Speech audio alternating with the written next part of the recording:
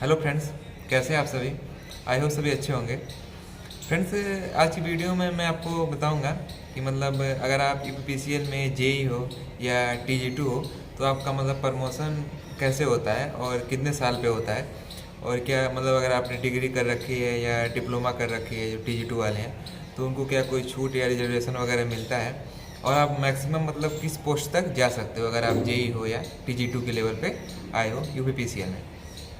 तो फ्रेंड्स, जैसे आप जब एक मंथ की जब आपकी ट्रेनिंग हो जाती है टीआई में तो आपका एक एग्ज़ाम भी होता है ऑब्जेक्टिव टाइप का, जिसमें आपके 50 क्वेश्चंस होते हैं, जिसमें आपको मिनिमम मतलब 25 से 30 लाना होता है, 25 से 30 मार्क्स। तो वो क्या, जैसे आप जब जो आपकी ट्रेनिंग कराई जाती है वहाँ पे एक मंथ की जो भी क्लासरूम ट्रेनिंग होती है, तो उसी के रिगार्डिंग मतलब ऑब्जेक्टिव टाइप से आपसे क्वेश्चन 50 पूछे जाते हैं। तो उसमें आपको मतलब 25 या 30 मतलब आपको लाना होता है, पासिंग मार्क्स मतलब मिनिमम मार्क्स इतने लाने होते हैं।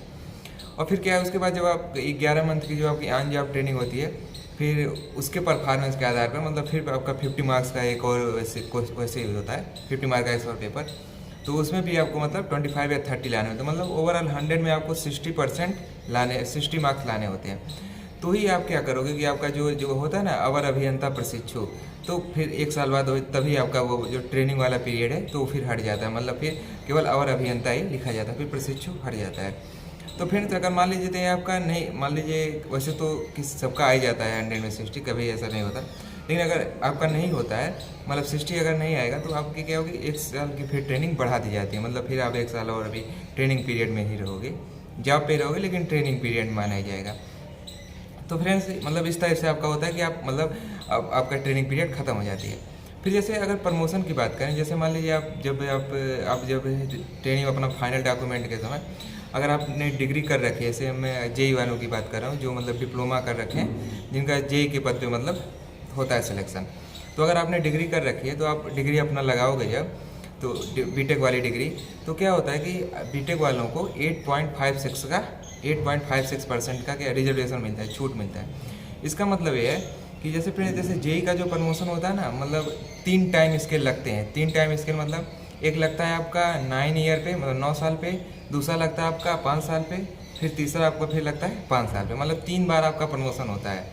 मतलब एक बार जेई से जब आप बनोगे ए मतलब एसडीओ, मतलब 9 साल बाद होता है, 9 साल बाद आप जेई से ए बनोगे, फिर 9 के फिर 5 साल बाद फिर आप ए मतलब असिस्टेंट इंजीनियर बनोगे, फिर उसके बाद फिर आपका 5 साल बाद फिर बनोगे एक्सियन जिसे कहते हैं एग्जीक्यूटिव इंजीनियर, जिसे आप हिंदी में जानते होंगे अधिशासी अभियंता कहते हैं। और फिर उसके 5 साल बाद फिर आपका प्रमोशन जब होता है तो फिर आप बनते हो सुपरिटेंडेंट इंजीनियर, मतलब अधीक्षण अभियंता। अधीक्षण अभियंता आप बनते हो। अधीक्षण अभियंता फ्रेंड्स मतलब उनके पास ये पावर होती है कि मतलब वो जेई को सस्पेंड कर सकते हैं। सस्पेंड मतलब कि कुछ समय के लिए सस्पेंड कर सकते हैं। सस्पेंड का मतलब ये नहीं होता कि आपकी नौकरी चली जाएगी। हाँ, मतलब उनके पास ये पावर होती है कि अगर आप कुछ ऐसा करते हो तो आपको सस्पेंड कर सकते हैं।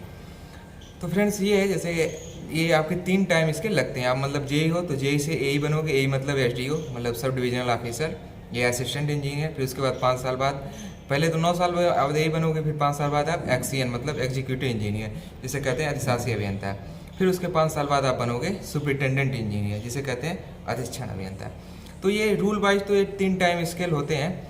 तो क्या है कि अगर मान लीजिए आपने बीटेक कर रखा है तो जेई से ए जो आप बन जाते हो, जैसे मान लेते हैं कि 9 साल होता है मिनिमम पीरियड, तो क्या अगर आपने डिग्री कर रखी है तो आप थोड़ा पहले बन जाओगे, मतलब 1-2 साल पहले बन जाओगे।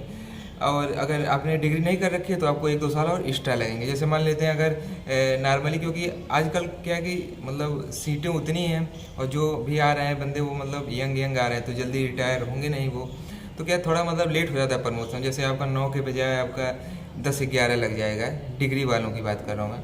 और फिर जिनके पास डिग्री नहीं है उनका वैसे ही 12-13, मतलब 1-2 साल और एक्स्ट्रा लग जाता है।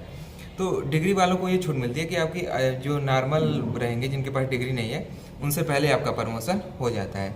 बाकी फिर 5 साल बाद फिर होता है, वो भी 5 साल, मतलब रूल वाइज तो यही है। अब थोड़ा क्योंकि हो गया तो थोड़ा बहुत डिले हो सकता है, लेकिन ये तीन टाइम इसके लगते हैं जेई के। और फिर जैसे अगर मैं बात करूँ जो भी टीजी2 है यूपीपीसीएल में, जो टीजी2 के पोस्ट पे आते हैं, तो उनका भी क्या है, अगर आपने डिप्लोमा कर रखा होगा तो जैसे नॉर्मली तो मतलब 7 साल में हो जाता है कि आप टीजी2 से जेई बन जाते हो। लेकिन अगर आपने 7 साल में मतलब अगर आपने मतलब डिप्लोमा कर रखा है तो बन जाओगे। लेकिन अगर नहीं कर रखा तो और आपको ज़्यादा लगेगा, मतलब 8-9 साल लग जाएगा ऐसे लगता। मतलब अगर आपके पास जैसे अगर कोई जेई है, अगर उसके पास मतलब डिग्री है बीटेक की, तो उसका अन्य की अपेक्षा, जिनके पास डिग्री नहीं है उनकी अपेक्षा 1-2 साल पहले उसका प्रमोशन हो जाएगा एई के पद पे। ऐसे ही सेम TG2 का है। TG2 का क्या, अगर अपने डिप्लोमा कर रखा है तो आप 7 साल में, मतलब 7 साल में 6 साल में आप जेई बन जाओगे। लेकिन नहीं कर रखे हो तो आप 8-9 साल में फिर जेई बनोगे। फिर उसके बाद फिर आपका मतलब फिर 9 से 10 साल बाद फिर वैसे सेम अगर आपने डिग्री कर रखी हो तो फिर सेम आप जेई की तरह ही हो जाते हो, फिर एई बन जाओगे। फिर मतलब टाइम तो लग जाता है थोड़ा, मतलब ऐसे 3 टाइम स्केल मतलब इसमें दिए गए हैं कि 3 प्रमोशन आप ले सकते हो यूपीसीएल में। तो ये है कि आप 3 टाइम स्केल ले सकते हो। और हाँ फ्रेंड्स, अगर यूपीसीएल में हायरार्की की बात की जाए, हायरार्की मतलब कि मतलब मैक्सिमम से मिनिमम पोस्ट की बात की जाए, तो जैसे मान लेते हैं कि जो सबसे मतलब ऊपर होते हैं वो होते हैं चीफ इंजीनियर, मतलब सी जिन्हें कहते हैं, जो जेई को अपॉइंट करते हैं, मतलब जेई को नियुक्त करते हैं, सी जो होते हैं उनके बाद, सी मतलब चीफ इंजीनियर। फिर उनके बाद होते हैं एसई। चीफ इंजीनियर जो होता है वो पूरे एक जोन का जो होता है उसका हेड होते हैं। और फिर जो होते हैं फिर एसई मतलब सुपरिटेंडेंट इंजीनियर, जिसे कहते हैं अधीक्षण अभियंता। तो वो क्या होते हैं, एक सर्किल जो होता है उसके हेड होते हैं, सर्किल के हेड होते हैं। और फिर उसके नीचे, फिर उनके नीचे होते हैं उनके एक्सटीएन मतलब एग्जीक्यूटिव इंजीनियर, जिसे कहते हैं आप अधिशासी अभियंता। वो एक क्या होते हैं, आपके डिवीजन के हेड होते हैं। और फिर क्या होते हैं आपके, फिर आपके सब डिवीजन में आते हैं असिस्टेंट इंजीनियर। असिस्टेंट मतलब सब डिवीजनल ऑफिसर, जिसे कहते हैं आप उपखंड अधिकारी या सहायक अभियंता। फिर सब डिवीजन में ये आते हैं। और फिर आते हैं आपके जेई मतलब जूनियर इंजीनियर अवर अभियंता। और फिर इनके जो अंडर में आते हैं वो आते हैं TG2 मतलब जो यूपीसीएल में टेक्नीशियन होते हैं, SSO वगैरह। फिर उनके अंडर में मतलब जो हार्ड वर्क वगैरह करते हैं, जो मतलब मेंटेनेंस के स्टाफ वगैरह होते हैं वो आते हैं।